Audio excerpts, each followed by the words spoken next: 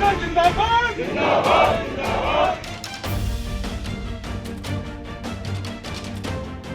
कृषि आधारित अध्यादेशों के ऊपर उठा बवाल, नहीं ले रहा थमने का नाम। अध्यादेशों के खिलाफ आज कांग्रेस ने हल्ला बोला। पूर्व कृषि मंत्री परमवीर के नेतृत्व में कांग्रेसियों ने लघु सचिवालय पर दिया धरना। राष्ट्रपति के नाम प्रशासनिक अधिकारियों को सौंपा ज्ञापन। अध्यादेशों को बताया काला कानून। कांग्रेसियों के निशाने पर दुष्यंत चौटाला। हरियाणा के फतेहाबाद में कृषि आधारित 3 अध्यादेशों के विरुद्ध उठा बवाल थमने का नाम नहीं ले रहा है।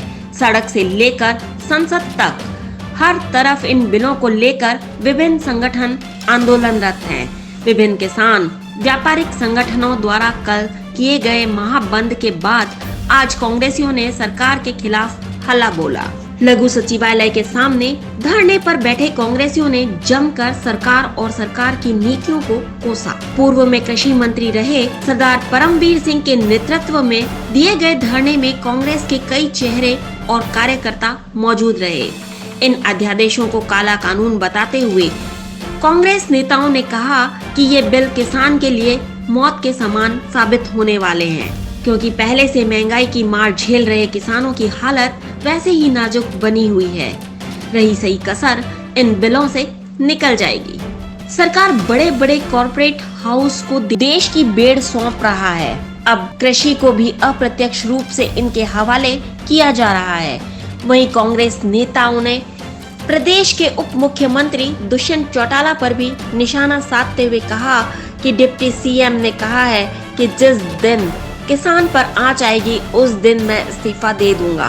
उन्होंने प्रश्न किया, जिस प्रकार पीपली में किसानों पर लाठियां बरसाई गई, क्या ये किसान पर आंच नहीं थी? उन्होंने कहा कि वे इन काले कानूनों का पुरजोर विरोध करते हैं और इन बिलों को वापस नहीं लिया जाएगा तो कांग्रेस सड़क से लेकर संसद तक सरकार को घेरने का काम करेगी।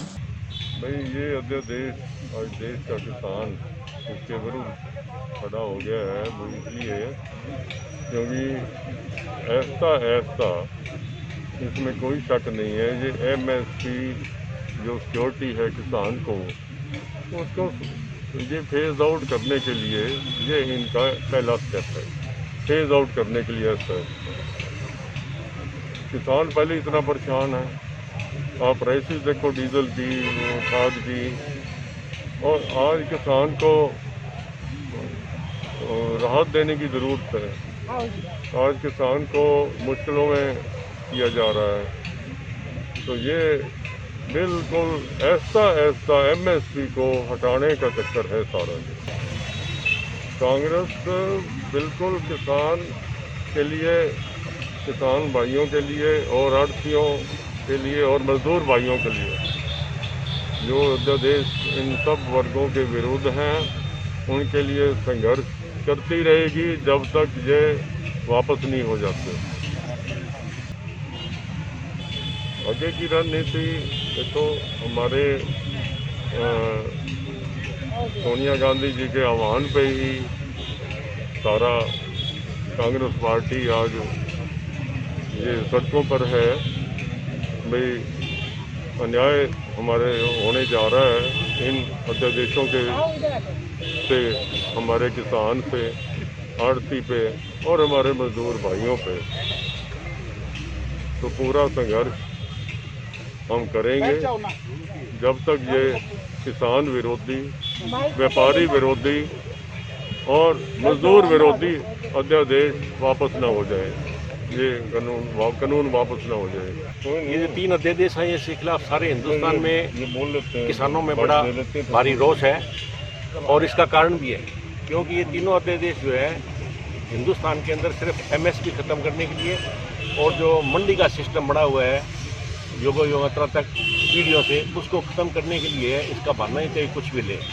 और सबसे बड़ी अफसोस की बात है कि इस देश का अन्नदाता किसान है और कल हमारा संसद, इस संसद को हम लोकतंत्र का मंदिर कहते हैं और बड़े अफसोस के साथ कहना पड़ता है कि इस लोकतंत्र के मंदिर में कर लोकतंत्र की हत्या हो गई। इतना बड़ा ये किसान विरोधी बिल बिना वोटिंग के वहाँ पर पास कर दिया गया, इसका बड़ा भारी आक्रोश है।